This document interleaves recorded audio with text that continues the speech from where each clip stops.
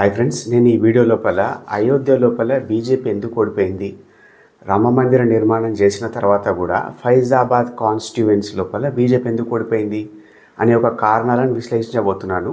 దాని లోపల అంతర్లీనంగా బీజేపీ ఎందుకు తక్కువ సీట్లు వచ్చినాయి దానికి గల కారణాలను కూడా కొద్దిగా డిస్కస్ చేయబోతున్నాను.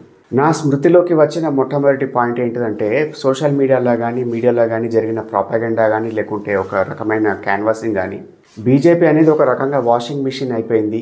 ఒక రకంగా ఈడీని సిబిఐని ప్రయోగించి కరప్ట్ పర్సన్స్ని తమ పార్టీలోకి లాగేసుకొని వాళ్ళ ద్వారా పనులను చక్కబెట్టుకుంటున్నారు, వాళ్ళపైన ఉన్న కేసులను తొలగించేస్తున్నారని ఒక ముద్ర పడిపోయింది.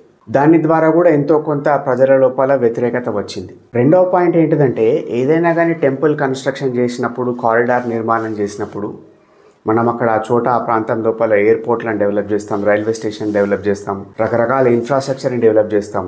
ఆ టెంపుల్ విసినిటీ లోపల ఉన్న వ్యక్తులు కానీ, ఆల్రెడీ ఎగ్జిస్టింగ్ ఉన్న పర్సన్స్ని కానీ వాళ్ళని డిస్ప్లే చేసేసి వాళ్ళకి ఎంతో కొంత భరణమో ఎంతో కొంత డబ్బులు చెల్లిస్తారు గవర్నమెంట్.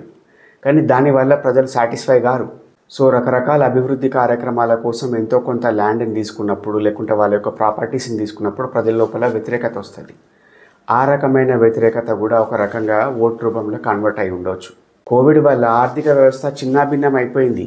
కొంతమంది కాళ్ళపైన నిలదొక్కుకోగలిగినారు, కొంతమంది నిలదొక్కుకోలేకపోయినారు. ఒకప్పుడు గొప్పగా బ్రతికిన వ్యక్తులు ఇప్పుడు నార్మల్గా బ్రతుకుతున్నారు చాలామంది. కొన్ని ఫీల్డ్స్ బౌన్స్ బ్యాక్ అయినాయి, కానీ కొన్ని ఫీల్డ్స్ కాలేకపోయినాయి. ఆ పెయిన్ని గవర్నమెంట్ పైన రిఫ్లెక్ట్ చేసే అవకాశం ఉంది. ఇంకొక అతి ముఖ్యమైన పాయింట్ ఏంటిదంటే, మనం సెంట్రల్ లెవెల్ లోపల ఎవరిని చూపిస్తున్నాం, దానితో పాటు మనకు లోకల్ ఉన్న క్యాండిడేట్ కూడా గొప్పగా ఉండాలి. గ్రౌండ్ రియాలిటీ తెలిసిన యోగి ఆదిత్యనాథ్ తను కొంతమంది పేర్లు సజెస్ట్ చేసిండు. సెంట్రల్ పార్టీ దాదాపు 35 వరకు ఆ పేర్లను తిరస్కరించింది. అందులోపల one of the candidate Lallu Singh, ఇప్పుడు ఫైజాబాద్ కాన్స్టిట్యుయెన్సీ లోపల పోటీ చేసిన వ్యక్తి. రెండోది ఏంటిదంటే, అతను చౌపాల్ లోపల నార్మల్గా బాతాకాని కొట్టుకుంటా క్యాన్వాసింగ్ చేస్తారు కదా, ఆ టైం లోపల లూజ్ టంగ్ తోటి ఏదో ఒకటి మాట్లాడేసిండు. మనకు 400 సీట్లు వస్తే కనుక మనం రాజ్యాంగాన్ని మార్చేయచ్చు, ఇట్లా అట్లా అనే కాన్సెప్ట్స్ మాట్లాడిండు. సో అది యాక్చువల్లీ ఇవాళ రేపు ఏమున్నది, మొబైల్ లోపల రికార్డ్ చేసేస్తున్నారు, ఇన్స్టాగ్రామ్ లోపల ట్విట్టర్లో బాగా ట్రెండింగ్ అయిపోయింది. ఒక రకంగా భారతీయ జనతా పార్టీ వస్తే రాజ్యాంగాన్ని మార్చేస్తుందని బాగా ట్రెండ్ అవడానికి కారణం కూడా ఇతనే.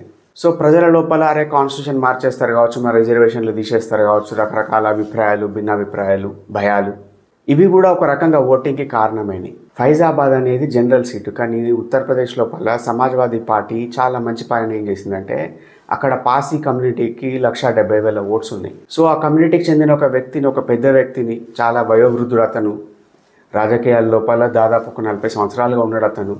సో అటువంటి వ్యక్తిని తీసుకొచ్చి ఎస్టాబ్లిష్ చేసేసారు. సో అతనికి ఉన్న గుడ్ విల్ ప్లస్ ఆ కమ్యూనిటీకి ఉన్న ఓట్స్, జనరల్ సీట్ లోపల ఒక ఎస్సీ క్యాండిడేట్ని తీసుకొచ్చి పెట్టడం. ఇప్పుడు ఈ పాసీ కమ్యూనిటీ మనం జనరల్గా చెప్పాలంటే వీళ్ళు కల్లుగీత కార్మికులు. ఒక రకంగా సగం కమ్యూనిటీ కల్లుగీత కార్మికులుగా పనిచేస్తూ ఉంటారు, కొంత కమ్యూనిటీ పందులను పెంచుతూ ఉంటారు. మనం వీళ్ళ యొక్క చరిత్ర కానీ కల్చర్ని కానీ చదివితే మనకు అర్థమయ్యేది ఏంటంటే, వీళ్ళు పరశురాముని పూర్వీకులం అని చెప్పుకుంటూ ఉంటారు.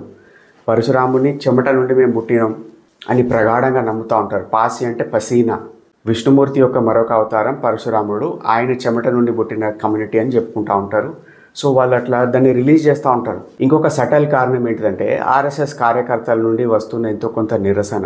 చూడండి, జేపీ నడ్డా గారి యొక్క కామెంట్స్ మీరు చూస్తే కనుక ఒక 2-3 వీక్స్ బ్యాక్ అతను ఏమన్నాడంటే, మాకు ఆర్ఎస్ఎస్ యొక్క అవసరం లేదు, ఒకప్పుడు మేము డిపెండ్ అయ్యేవాళ్ళం, ఇప్పుడు డిపెండ్ కావాల్సిన అవసరం లేదు, మేమే చాలా బలంగా తయారైపోయినాం అని ఒక చిన్న మాట మాట్లాడిండు.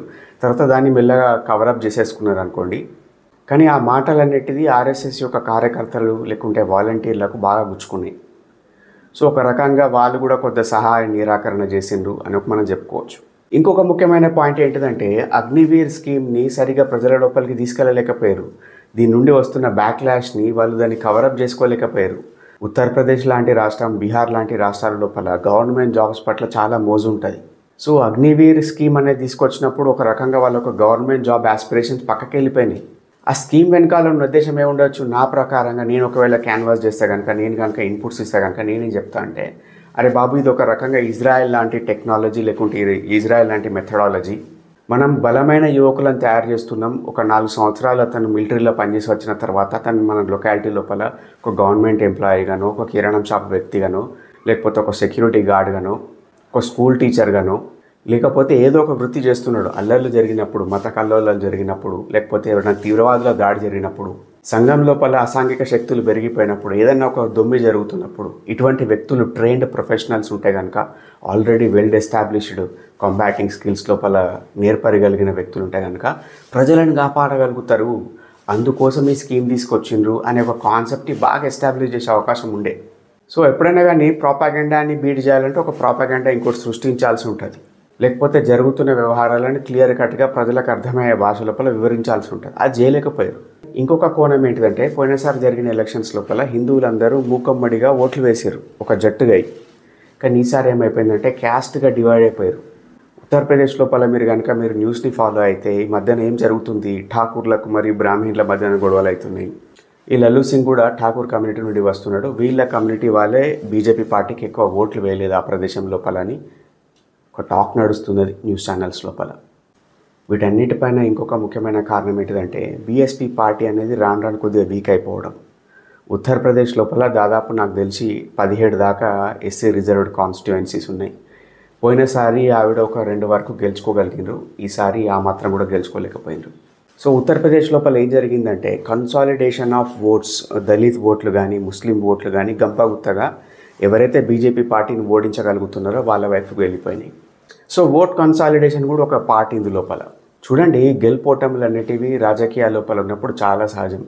కానీ ఎక్కడ మనకు బాగా విచిత్రం అనిపిస్తుంది అంటే, గుడ్డిగా ఒక చోట ఒక వ్యక్తులు గెలుస్తారని మనం నమ్మినప్పుడు, సో మిగిలిన పోల్ ఏజెన్సీస్ కూడా, న్యూస్ అండ్ మీడియా కూడా అదే చెప్తున్నప్పుడు, దానికి విరుద్ధమైన రిజల్ట్ వచ్చినప్పుడు మనకు చాలా ఆశ్చర్యం అనిపిస్తుంది. అరే దీనికి గల కారణాలు ఏంటి తెలుసుకోవాలనే కుతూహలం పెరుగుతుంది, ప్రజల నాడి తెలుసుకోవాలనే కుతూహలం పెరుగుతుంది. సో ఆ పాయింట్ని అడ్రస్ చేయడానికి ఫైజాబాద్ పార్లమెంటరీ కాన్స్టిట్యుయెన్సీని మనం ఒక నమూనా తీసుకొని, సో ఉత్తరప్రదేశ్ ఎలక్షన్స్ని ఇండైరెక్ట్గా మనం అనాలిసిస్ చేసేసాం అన్నమాట. సో ఇది friends, this is Gautam signing of.